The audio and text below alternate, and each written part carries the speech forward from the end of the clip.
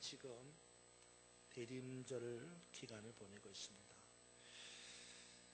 지난 주일에도 말씀드렸다시피 대림절 기간이라고 하는 것은 우리 주님이 태어나신 성탄절을 기점으로 해서 그 전 4주간을 대림절 기간이라고 부릅니다. 대림절 기간은 말 그대로 기다리는 기간입니다. 누구를 기다리는 거죠? 바로 구원자 메시아를 기다리는 기간입니다. 절기상으로 하면 대림절이라고 하는 이 4주간 동안의 기다림을 우리가 말하지만 실제적으로 이스라엘 백성들에게 있었을 이 기다림은 수백 년이 되었습니다. 이스라엘 백성들은 이사야 시대로부터 시작해서, 그러니까 포로 시기가 시작되기 전부터 이사야 시대로부터 시작해서 포로기가 지나고, 그리고 정말 메시아가 오기 전까지 무려 700년을 기다렸습니다. 하지만 유대인들은 예수님을 메시아로 인정하지 않기 때문에 지금도 그들은 메시아를 기다리고 있습니다. 성지순례를 가면 여러분 그 가로 긴 사진 액자를 한번 보신 적이 있을 것 같아요. 중앙에 보면 금색으로 도움이 되어 있는 그런 예루살렘 성을 이렇게 보게 됩니다. 근데 그 예루살렘 성을 찍는 장소가 어디냐면 반대편 감람산 쪽입니다. 이 감람산 쪽에 가면 수많은 무덤과 묘비들이 있습니다. 다 유대인들의 무덤이고 묘비입니다. 실제로 많은 유대인들이 자신이 죽으면 거기에 묻히기를 원하는 거예요. 왜냐? 이 감람산 쪽에 있는 이 무덤, 묘지들은 예루살렘 이 성 동쪽에 위치한 곳입니다. 그래서 장차 메시아가 올 때에는 이 동쪽 문을 통하여서 온다고 생각하는 거예요, 유대인들이. 그래서 살았을 때 오시면 감사하지만 내가 죽을 때에, 죽고 난 다음에 오시면 그 다음에 어디에 묻히면 제일 빨리 만나겠어요? 그 예루살렘 성 동쪽에 있는 감람산에 묻히면 메시아가 동쪽으로 온다 그랬으니까 제일 먼저 만날 거다. 그래서 제일 먼저 부활할 것이다.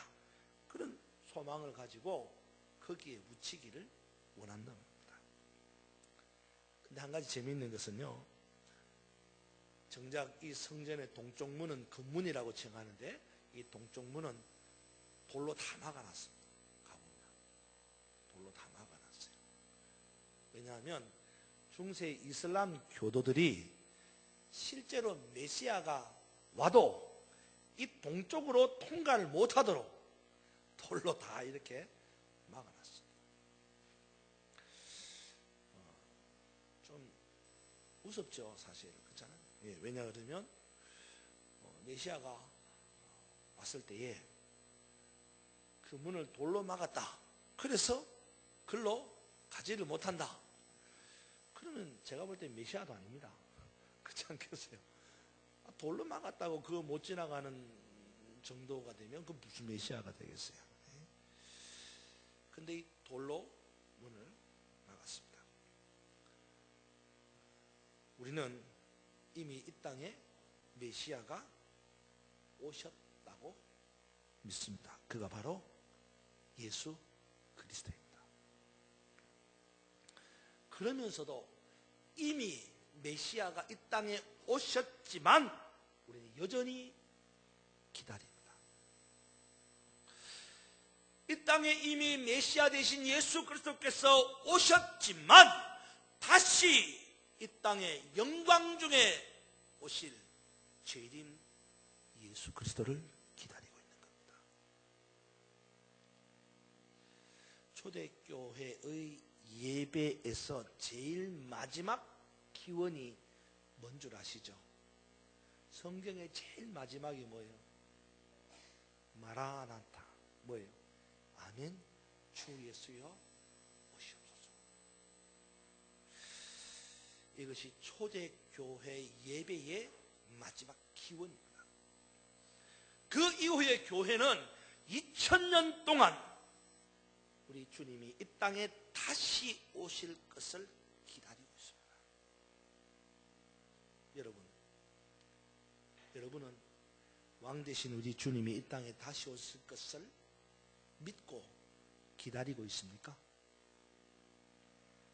간절히 바라기는 우리 주님이 다시 이 땅에 오실 것이라는 것을 믿고 사모하며 기다림으로 마침내 왕 되신 우리 주님이 이 땅에 오실 때에 마음의 문을 열고 그분을 영접하는 하나님 나라의 백성들이 되기를 주님의 이름으로 축원합니다. 사실 교회뿐만 아니라 모든 인생은 기다림의 인생입니다. 보세요, 여러분. 아이들이 소망이 뭐예요? 빨리 자라서 어른이 되는 겁니다. 청년들의 소망이 뭡니까? 빨리 짝을 만나서 결혼하는 거예요. 그래서 짝을 만나기를 기다리는 겁니다. 어른들은 자신의 하는 일이 속히 성취되기를 기다립니다. 운동선수는 탑의 자리에 오르도록 기다립니다. 이처럼 인생은요, 기다림입니다. 기다림. 근데 여러분, 이런 기다림을 여러분도 해보셨지만 이게 답답해요. 그죠? 기다린다는 게. 시간이 더디게 갑니다. 그래서 때로는 기다림이 고통스럽다고 생각해요. 힘들다고 생각합니다.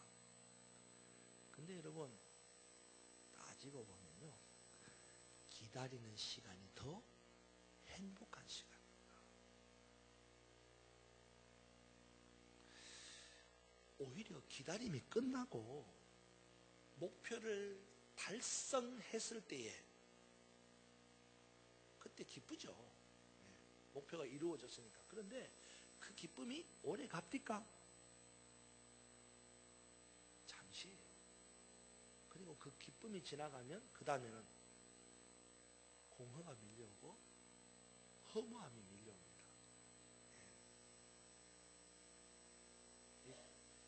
오래전 기억이집니다만요. 그 대학 입시를 요즘 다 끝났지 않습니까? 대학 입시 시험 그냥 막 열심히 준비했죠. 시험 전날은 잠을 자는 둥 못 자는 둥 막 그랬지 않습니까? 시험 딱 끝나고 나니까 해방이다. 그죠? 그래서 막 시험 치기 전에는요, 시험 끝나기만 해봐라. 내가 막 그랬는데요. 딱 끝나고 나니까 해방이다. 그 한마디가 끝나고 나니까 물 밀듯이 그냥 멍하게 됩니다. 그러니까 어떤 일을 완성하고 나면 기쁠 것 같죠? 즐거울 것 같죠? 오래 갈 것 같죠? 그렇지 않다는 거예요. 다 끝나고 나면 오히려 공허함이, 허무함이 밀려온단 말이에요. 그래서 차라리요, 기다리는 게 더 행복한 거예요. 제가 대학에서 불문학을 전공했잖아요.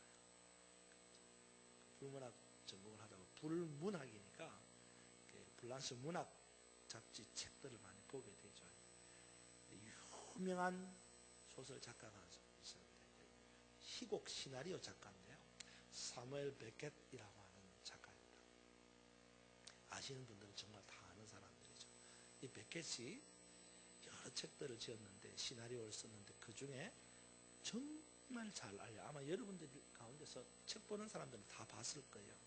불어로 언 아땅다트 고도라는 책. 책에 있습니다. 아땅드라는 게 동사인데 영어로 wait라는 동사입니다. 그러니까 아나땅드 고도라는 것은 고도를 wait 기다리며 이런 뜻입니다. 우리나라에서 번역되어 있는데 뭐냐면 고도를 기다리며 이런 제목으로 번역이 된 책입니다. 이 책의 내용이 뭐냐 그러면요, 시작부터 끝까지 기다림이에요. 기다림. 그러니까 결코 오지 않을 고도. 책에서는 사람으로 묘사하는데 그게 사람일 수도 있고요, 사람이 아닐 수도 있습니다. 고유명사인 것처럼 보이지만 고유명사가 아닐 수도 있어요. 어쨌든 간에 오지 않을, 결코 오지 않을 그 고도를 책이 끝날 때까지 기다리는 거예요. 그래서 이 책에서 뭘 이야기하냐면, 여러분, 오지 않을 고도를 기다린다. 그만큼 험한 게 어디 있습니까? 그래서 인간의 부조리함을 그 책에서 말하는 거예요. 결코 오지 않을 고도라고 하는 그것을 기다리며 올 것이라는 희망을 붙잡고 사는 그 인생의 부조리를 말하고 있는 거예요. 말씀드렸다시피 고도가 사람일 수도 있고, 때로는 희망일 수도 있고, 때로는 어떤 목적일 수도 있습니다. 다시 말해서 우리 인생은 희망이 되었던, 목표가 되었던, 이루어지지 않을 수 있는 그 고도를 이루어지는 줄로 믿고 이루어질 때까지 기다리며 산다는 거예요. 여러분, 신기루 있잖아요. 신기루, 사막에 그 신기루 잡을 수 있어요? 못 잡잖아요. 그런데도 잡을 줄 알면서 신기루를 잡으러 가는 거예요. 그런 거예요. 그 인생이 그렇게 부조리한 인생이다, 이 말입니다. 이 책에서 그걸 이야기하는 거거든요. 근데 저는 이 책 읽고 레포트 쓰나이라고 그랬어요. 제가 학교 다니면서 레포트를 쓰면서 그렇게 썼어요. 이건 부조리가 아니다. 부조리가 아니다. 왜냐? 사실 이 기다림이 부조리인 것처럼 보이지만 이 기다림을 통해서 인간의 존재를 보게 한다. 그런 생각이 들어요. 여러분, 인간이 어떤 존재입니까? 사람이 어떤 존재죠? 사람에 대한 여러 가지 정의가 있지만 무엇보다도 인간은요, 희망으로 사는 존재입니다. 희망으로 사는 존재예요. 그러니까 여러분, 기다림이 없는 인생은 불행한 인생입니다. 아무것도 기다릴 것이 없는 인생, 희망이 없는 인생, 무의미한 거죠. 그게 진짜 부조리한 거죠. 그게 정말 불행한 인생입니다. 허무한 인생입니다. 그렇게 비추어 볼 때에 우리 신앙인들은요, 허무하지 않습니다. 불행하지 않습니다. 왜? 우리는 기다리는 존재입니다. 우리는 기다리는 존재예요. 무슨 기다림입니까? 장차 만왕의 왕으로 이 땅에 다시 오시게 될 그 주님을 기다리는 사람이기 때문입니다. 대림절은 기다리는 시간입니다. 성탄절이라고 하는 절기가 우리 앞에 얼마나 많이 지나갔습니까? 그죠? 여러분이 산 인생의 횟수대로 성탄절이 스치고 지나갔습니다. 그런데 2015년 성탄절도 역시 기다려지는 이유, 새로운 마음으로. 왜 그렇습니까? 내 안에 예수 그리스도께서 새롭게 다시 태어나실 것이라는 기다림에 대한 기대가 있기 때문이에요. 사랑하는 여러분, 예수님이 멀리 계시다고 느껴집니까? 내 안에 예수님이 계시지 않는 것처럼 느껴집니까?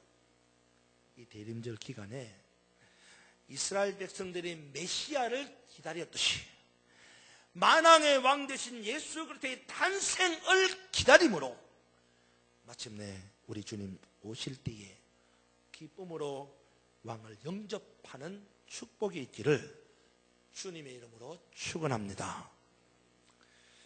오늘 우리가 함께 읽은 이 누가복음은 메시아의 탄생을 기다리고 기다렸던 한 나이 많은 부부의 이야기입니다.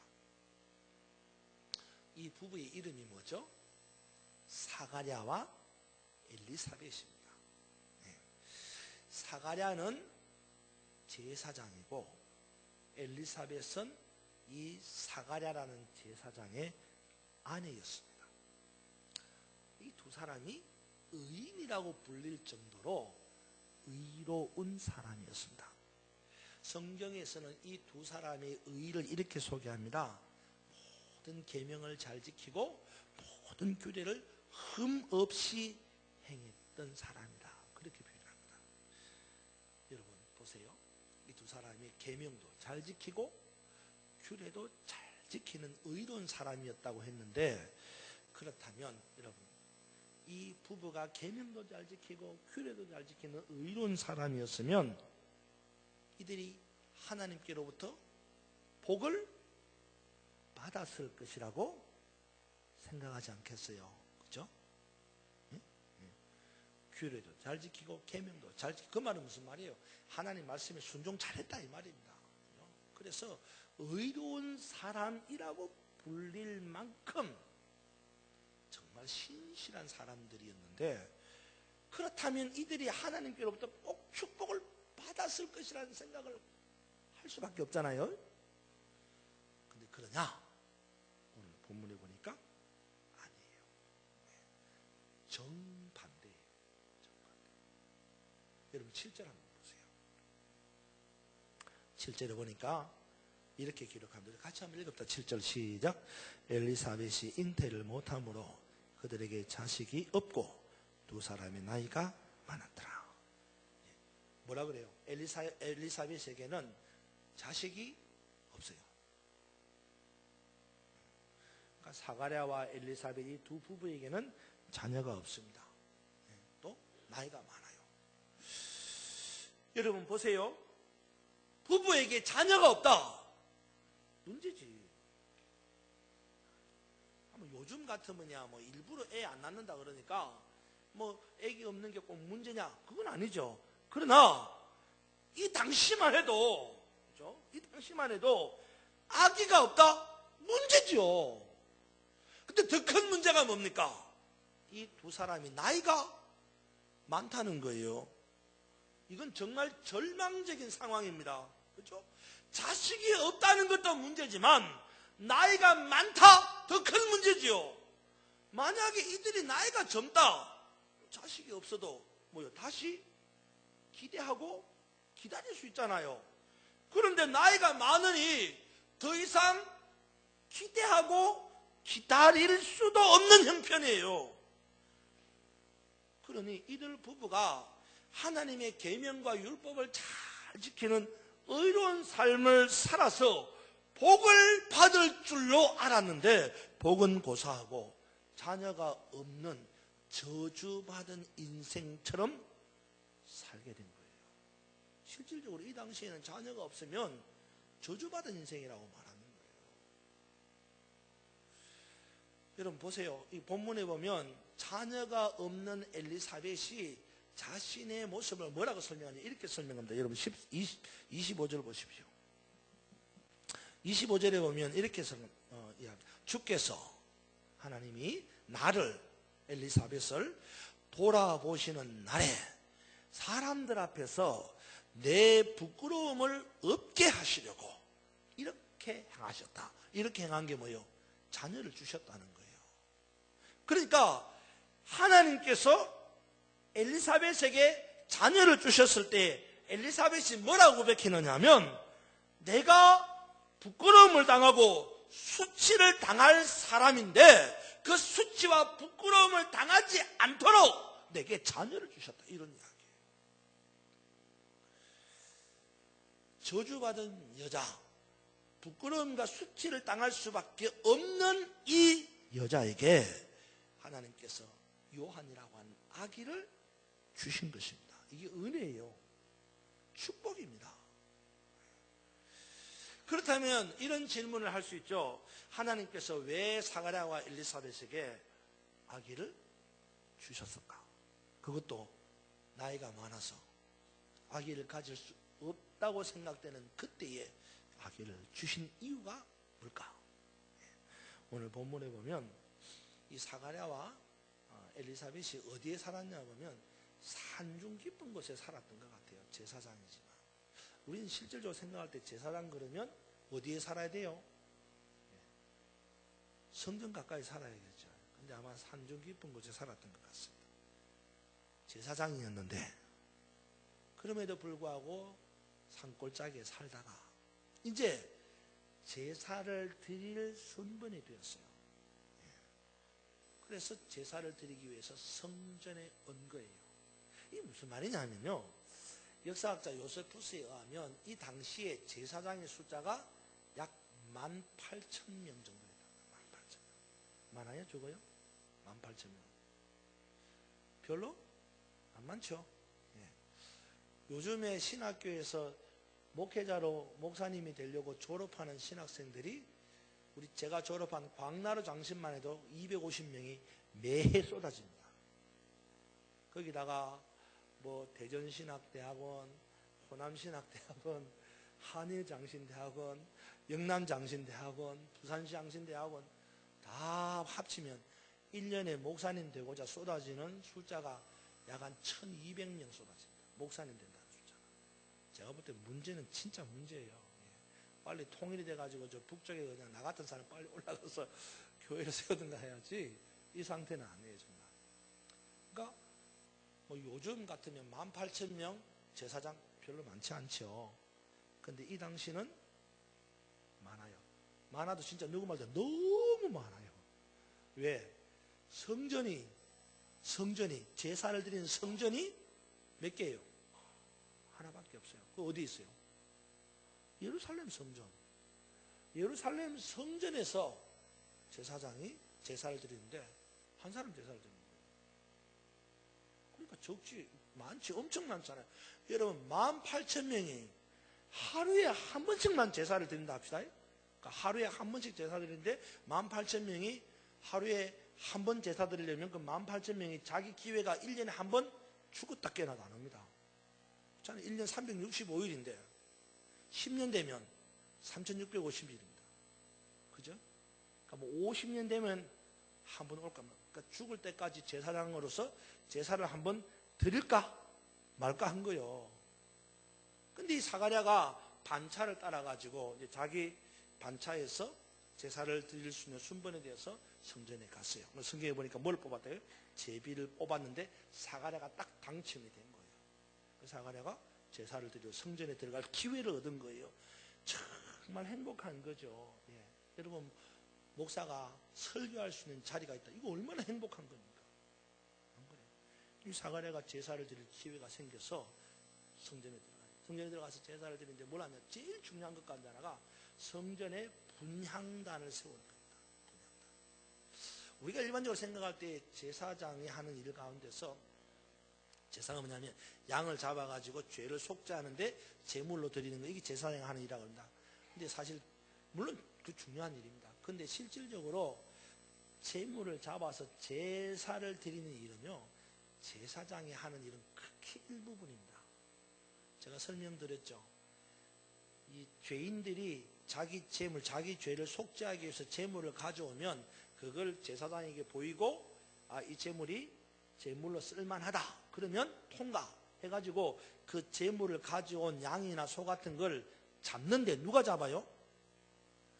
제사장이 잡는 게 아닙니다. 누가 잡아요? 가지고 온 죄인이 잡는 거예요. 그리고 죄인이 잡아서 피를 다 쏟고, 그리고 그 죄인이 껍질을 벗기고, 그 죄인이 각을 뜨고 다 하는 거예요. 그리고 마지막에 그 제물을 가지고 번제단에 올려 갖다 놓는 걸 그건 제사장이 하는 거예요. 그러니까 제사장이 다 하는 게 아니에요. 그리고 또 하나 제사장이 하는 일 가운데 하나가 뭐냐면 성전 안에 들어가면 분향단이 있거든요. 그 분향단에 향을 피우는 일을 제사장이 하는데 실질적으로 이게 더 중요한 일입니다. 왜냐? 이스라엘 백성들에게 성전이 있다는 것은 뭘 했냐면 하나님이 계시는 곳이다 이런 거예요. 그럼 하나님이 계신다는 것을 눈으로 보게 하기 위해서 성전을 만든 거거든요. 그럼 성전을 만들어서 하나님이 계시다는 것을 눈으로 보게 하는 방법이 뭐냐? 성전 안에 연기가 가득 차게 만드는 거예요. 연기가.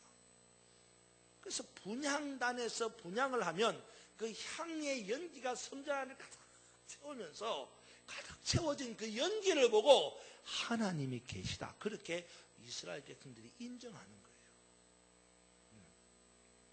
중요한 일이죠. 그 제사장이 꼭 해야 될 일입니다. 그 이제 사가랴가 이 순서를 맡아가지고 성전에 들어가서 분향을 하는 거예요. 분향을 하고 기도를 합니다. 사가랴가 무슨 기도를 했겠어요? 우리가 읽은 이 1장을 뒤에 넘어서 68절 이후에 보면 사가랴의 노래가 나옵니다. 그 사가랴의 노래가 성전 안에서 한 기도의 내용입니다. 그가 뭐냐? 이스라엘 백성들을 구원해 주십시오 라고 하는 노래를 부르는 거예요. 기도를 하는 거예요. 이 사가랴가 들어가서 분향을 하고 하나님께 기도하는데 하나님 이스라엘 백성들을 구원해 주십시오 라고 하는 사가랴의 노래 기도를 다 했어요. 그리고 아마 오늘 본문에 보니까 아마 사가랴가 기도하고 난 다음에 나온 게 아니라 그런 공적 기도를 하고 난 다음에 사적인 기도를 한 것 같아요. 개인적인 기도를. 여러분 개인적인 사적인 사가랴의 기도의 내용이 뭐겠어요? 뭐겠어요? 사가랴는 지금까지 뭐가 없어요?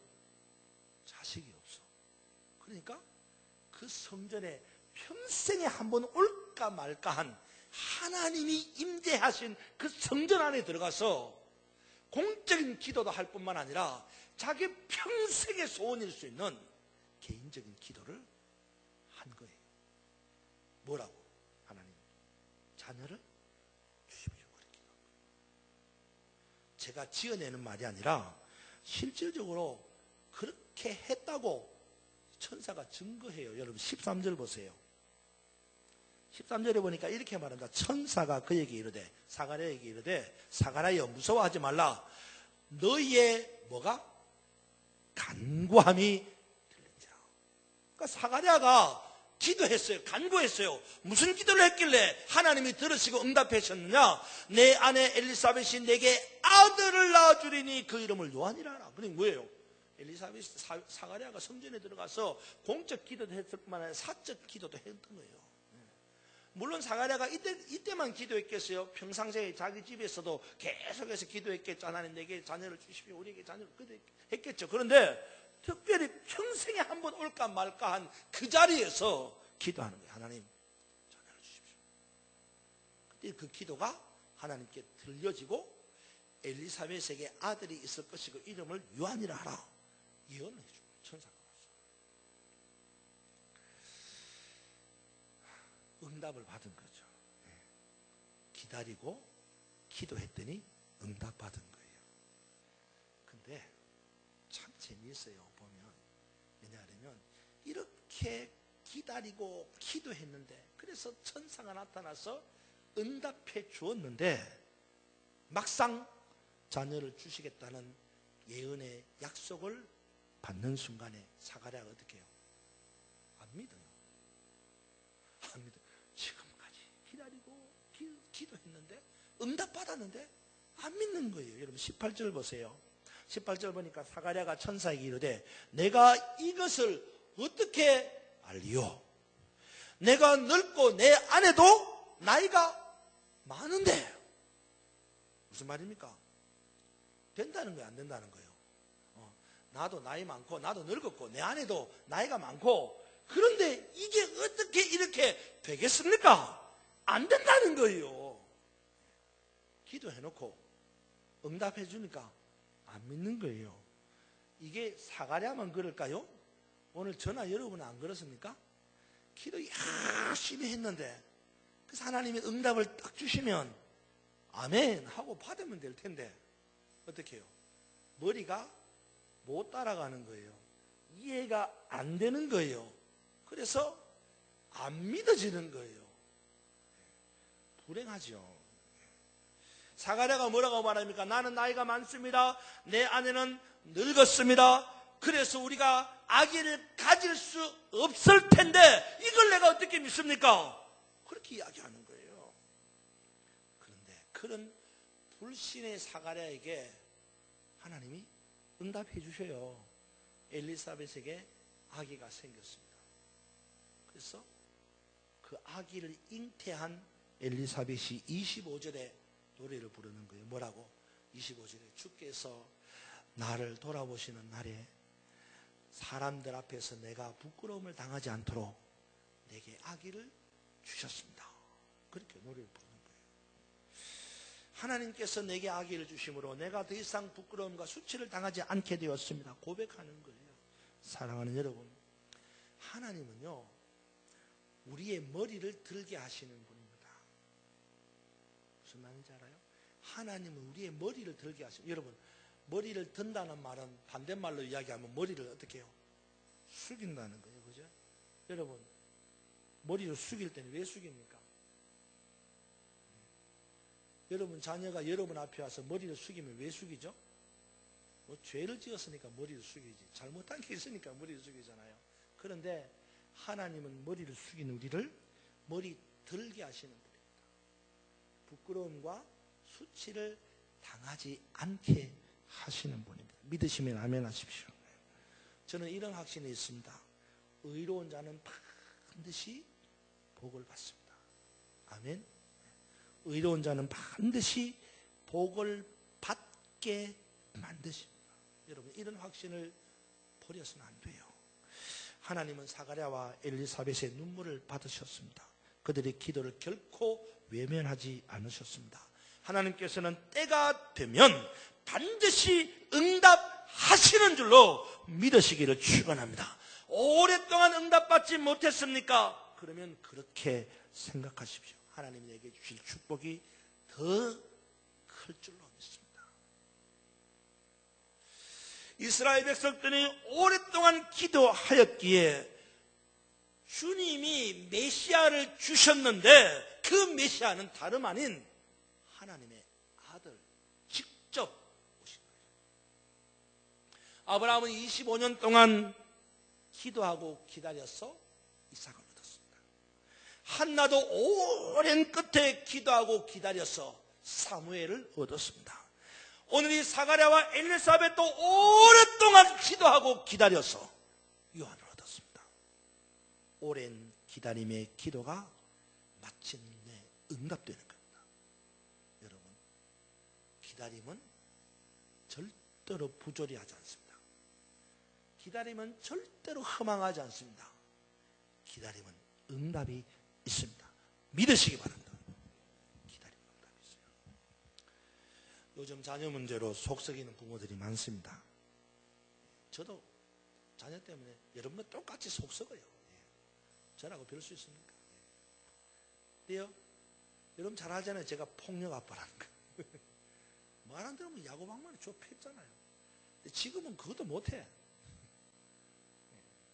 포기했습니다. 뭐, 그래서 어떻게 23살짜리 야구방망이를 들게 팹니까? 말도 안 되죠. 해도 안 되고. 그럼 어떻게 해야 됩니까? 진짜 방법이 없어요. 방법이 없어요. 딱 한 가지 방법밖에 없어요. 기도하고 기다리는 거예요. 기도하고 기다리는 거예요.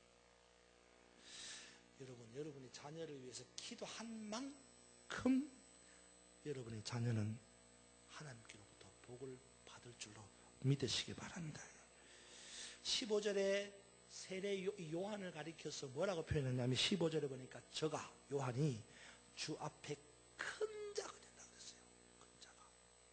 예수님이 요한 보고 뭐라 했어요? 이 땅에 태어난 여자의 자녀들 가운데서 요한보다 큰 자가 없다고 그랬어요. 요한이 가장 큰 자라고 그랬습니다. 왜 이렇게 요한이 큰 자가 되었을까요? 기도하고 기다린 응답의 결과입니다. 사랑하는 여러분, 기다림이 있는 사람은 살아있는 사람이에요. 우리 시대의 비극이 뭡니까? 저는 우리 시대의 비극은요, 기다림이 없다는 거예요. 기다릴 줄 모른다는 거예요. 기다림이 없다는 말은 희망이 없다는 겁니다. 이게 우리 시대의 비극이에요. 그냥 하루 먹고 살 뿐이지 자기 인생의 변화나 꿈을 기다리지 않습니다. 우리는 현실적인 사람이 되었습니다. 기다림이 없는 죽은 사회에서 사는 겁니다. 변화하지 않고 안주하려고만 합니다. 하나님은 기다리는 사람에게 기다린 대로 이루어 주시는 분이십니다. 누가복음 2장에 보면 시므온이 이스라엘의 위로자를 기다리고 구원자를 기다렸더니 마침내 아기 예수님을 만나게 되는 거예요. 누가복음 2장에 보면 82년 동안 과부로 지냈던 한나라고 하는 여선지자가 있었는데 이도 역시 기다림의 기도를 드렸더니 난지 8일 만에 할례를 받으러 가는 아기 예수님을 만나게 되고 그를 품 안에 안는 기다림의 축복을 누리게 되었습니다. 여러분, 기다림이 있어야 돼요. 이 대림절 기간 그냥 보내는 게 아닙니다. 하루하루를 손꼽아 기다려야 되는 거예요. 기다림은 희망이고 희망이 없는 사람은 죽은 사람입니다. 사랑하는 여러분, 이 대림절 기간 동안 아기 예수님이 마구간이 아니라 바로 여러분 안에 다시 태어나시기를 기도하고 기다리시기 바랍니다. 그런 기다림이 있는 성도들에게 우리 주님은 왕이신 아기 예수님으로 찾아오실 줄로 확신합니다. 이 한 주간 대림절 세 번째 주간을 보내는 저와 여러분에게 사랑의 와 평화의 왕으로 오시는 아기 예수님을 간절히 기다림으로 마침내 그분을 만나고 여러분의 마음의 문을 열고 들어오시는 왕 되신 주님과 연합하는 은혜와 축복이 있기를 주님의 이름으로 축원합니다.